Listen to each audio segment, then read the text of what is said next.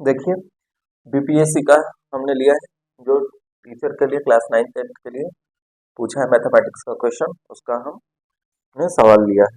Question कह रहे हैं सेट ए का है, question number 71। If a upon b raise to the power 2x minus 3 is equal to b upon a raise to the power x minus 3, the value of x is. देखो question में हम देख रहे हैं जो हमारा बेस है वो a बाई बी है, और आरएचएस में हम देखें तो b अपॉन a है, तो क्यों नहीं हम आरएचएस वाले को a अपॉन b के ही लिखें। तो b अपॉन a है तो a अपॉन b हो जाएगा, तो माइनस टाइम्स आ जाएगा, ठीक है, माइनस, और सब सारे का पावर क्या है x माइनस 3, ठीक है। तो जब आपस में पावर रहेंगे मल्टीप्लाई हो जाएगा, तो a upon B 3 minus x, और एलएचएस लिख लिया a upon B raise to the power 2x minus 3। जब बेस सेम हो तो एक्सपोनेंट बराबर हो जाता है, एक्सपोनेंट या पावर दोनों सेम टर्म यूज किए जाते हैं। तो 2x minus 3 equal to 3 minus x, this implies, इसको इस तरफ लेकर आ गया 3x is equal to 6, this implies x equal to 2। तो ये इसका करेक्ट आंसर होगा, x इक्वल टू 2। आप सब्स्टिट्यूट भी कर लो यहाँ x इक्वल टू, तो करेक्ट ऑप्शन कौन सा हुआ, ऑप्शन नंबर ए, ठीक है। तो इस कदर इसको सॉल्व करना था। देखिए अगला क्वेश्चन है if x minus 1 by x, ये x माइनस 1 बाई एक्स है, ठीक है, x minus 1 by x is equal to 2, then the value of x to the 4 plus 1 upon x to the 4 is. देखो इसको स्क्वायरिंग बोथ साइड कर लो, ठीक है, ये जो गिवन है इसको स्क्वायरिंग बोथ साइड, तो क्या हो जाएगा x square plus 1 upon x square minus 2 is equal to 4। तो हमने स्क्वायरिंग बोथ साइड किया, इसको इस तरफ लेकर आ जाओ, x square plus 1 upon x square is equal to 6। अब आप देखो x to the 4 plus 1 upon x to the 4 पूछ रहा है, तो इसका दोनों तरफ स्क्वायरिंग कर लो बोथ साइड, तो क्या हो जाएगा x to the 4 upon 1 upon x to the 4 plus 2 is equal to 36। This implies x to the 4 plus 1 upon x to the 4 is equal to 36 minus 2 क्या हो जाएगा 34। तो कौन सा ऑप्शन सही तो किया है, ठीक है, तो नन ऑफ द एबव है, तो ऑप्शन नंबर ई करेक्ट होगा, ठीक है।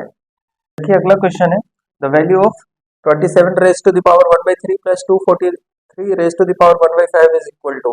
देखो 27 को लिख सकते हैं 3 raise to the power 3 to the power 1 by 3 plus 243 को लिख सकते हैं 3 raise to the power 5 upon 1 by 5, दोनों पावर मल्टीप्लाई हो जाएगा, कट जाएगा, तो यहाँ से 3 आएगा, प्लस यहाँ भी दोनों पावर मल्टीप्लाई हो जाएगा, फिर यहाँ से 3 आएगा, तो 3 प्लस 3 6।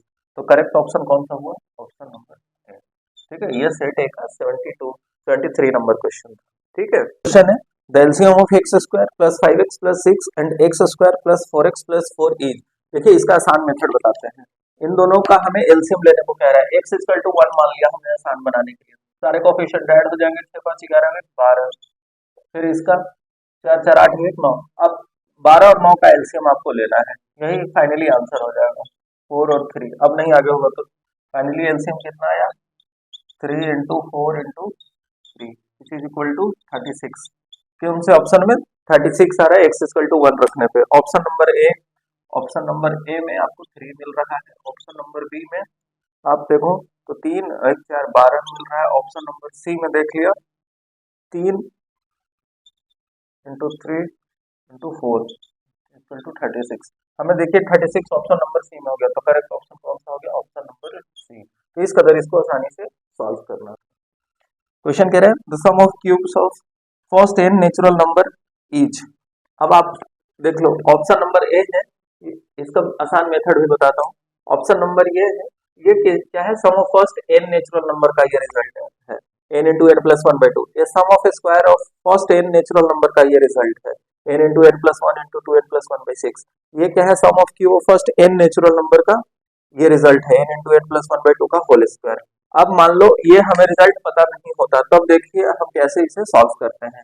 हमें बेसिकली हम कोई दो नेचुरल नंबर लगातार ले लेते हैं, एक ही इसको, अब देखते हैं किसमें ये रिजल्ट आता है। तो आप देख लो यहाँ पे n क्या आ गया 2 आ गया, इसका फाइनली रिजल्ट क्या है 8 में 9, हमें 9 आना चाहिए 2 सब्सटीट्यूट करने पर। ऑप्शन में इसमें सब्सटीट्यूट करिए 2 2 कैंसिल हो जाएगा और 2 1 3 हो जाएगा, तो ऑप्शन ए गलत। ऑप्शन बी देखिए, इसमें रखिए तो क्या हो जाएगा 2 इंटू 3 इंटू 2 2 4 5 अपॉन 6, 5 आ रहा है नहीं, जबकि 9 आना चाहिए, इसमें रख लीजिए, इसमें कर लिया तो 2 अपॉन 2 इंटू 3 पूरे का होल स्क्वायर, 2 से 2 कैंसिल 3 आ गया इस गैप, तो करेक्ट ऑप्शन सी हुआ। तो इस कदर इसको सॉल्व करना था बस। अगर हमें रिजल्ट पता नहीं होता, ठीक है, एग्जाम में कई बार क्या होता है हम बहुत आसान सा चीज भूल जाते हैं, तो आप इस तरह करके इसको सॉल्व कर सकते थे। n=3 n=1 लेते ना तो सब वेरीफाई कर देता, अगर सिर्फ 1 करते तो, क्योंकि 1 का स्क्वायर भी 1 ही होता है, 1 का सिंपल 1 भी 1 होता है, तो इसलिए हमने ये दो लेकर ही मिनिमम और ये सेटिस्फाई कर दिया। आप 3 तक भी जाए 2q + 3q, अब देख लीजिए सिर्फ और सिर्फ यही आपका सेटिस्फाई करेगा, ठीक है। इस सेगमेंट का लास्ट क्वेश्चन है 76 है, सेट ए का। If the length of the shadow of a pole on a level ground is twice the length of the pole, then the angle of elevation of the sun is। ये हमारे पास एक कोई पोल और ये हमारा ground और ये मान लो आपका सूर्य, ठीक, तो इसका जो शैडो है वो ये लेंथ है, ठीक है। तो अगर ये पोल का लेंथ x माना है तो ये 2x है, ये थीटा हमारा हो गया, ठीक है। तो tan थीटा आपका क्या हो गया, परपेंडिकुलर अपॉन बेस, तो x/2x which is equal to 1/2, ठीक है। तो ये हमारे पास आ गया। अब आप देखो ये जो हमारे पास है वैल्यू, ये ना 30 डिग्री के बराबर है, tan 30 1/√3 होता है, tan 45 1 होता है, tan 60 √3 होता है। तो ये हमारा बेसिकली कोई भी वैल्यू गिवन में से ए बी सी में से नहीं है, इसका मतलब करेक्ट ऑप्शन कौन सा होगा, ऑप्शन नंबर ए होगा, ठीक है।